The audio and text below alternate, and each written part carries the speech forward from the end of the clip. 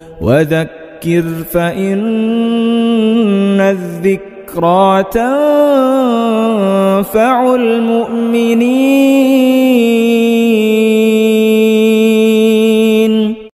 ایک عبرتناک واقعہ سنیں جو امام بخاری رحمۃ اللہ علیہ کے استاد، حدیث کے بہت بڑے امام علی ابن المدینی رحمۃ اللہ علیہ بیان کرتے ہیں۔ بہت بڑے امام ہیں حدیث کے۔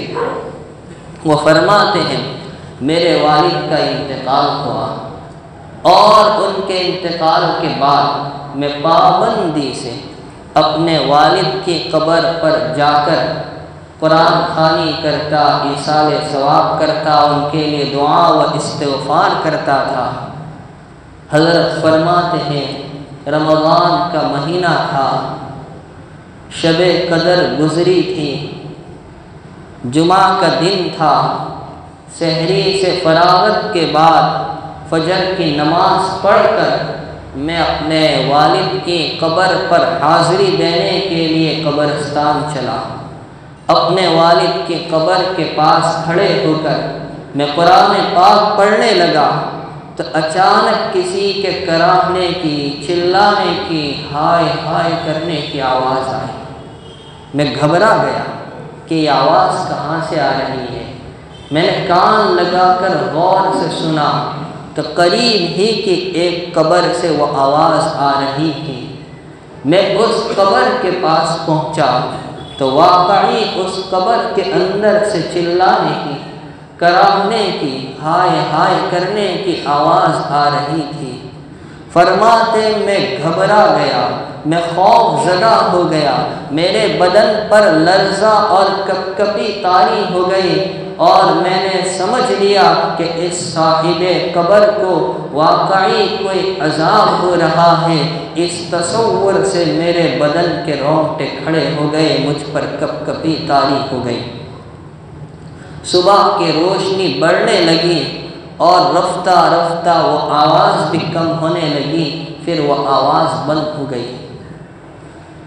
ایک صاحب وہاں سے گزرے، میں نے پوچھا کہ یہ قبر کس کی ہے؟ تو انہوں نے بتایا فلاں صاحب کی ہے۔ امام علی ابن المدینی فرماتے ہیں میں سکتے میں پڑ گیا، جس کا نام لیا تو وہ میرے محلے کے ایک دیندار آدمی کی قبر تھی۔ میں ان کو اچھی طرح جانتا تھا، وہ میرے محلے میں رہنے والے، 5 وقتہ نماز کے پابند، عابد و زاہد شخصیت اور بہت کم گو خاموش طبیعت۔ میں حیران رہ گیا کہ آخر ان کے ساتھ ایسا معاملہ کیوں؟ میں نے محلے کے کچھ لوگوں سے تحقیق کی اور ان کا حال سنایا کہ آج میں نے ایسا واقعہ دیکھا ہے۔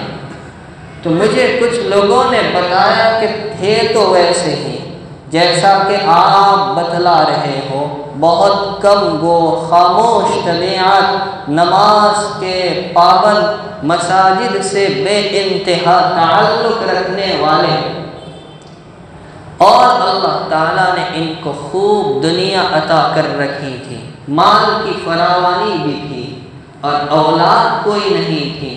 جب بڑھاپے کی عمر کو پہنچے تو اب کس طرح سے مال کمایا جائے اور مال کے حصول کا کیا ذریعہ اپنایا جائے، اس سلسلے میں پریشان رہتے تھے۔ کسی نے ان کو مشورہ دیا کہ تم اپنے مال کو سود پر رکھ دو اور اس سے بیٹھ کر بڑھاپے میں اطمینان سے کھاتے رہنا، جیسا کہ آج کل ہمارے معاشرے کا مزاج بن گیا ہے کہ ایف ڈی میں رکھ دو، ملتا رہے گا، کھاتے رہیں گے۔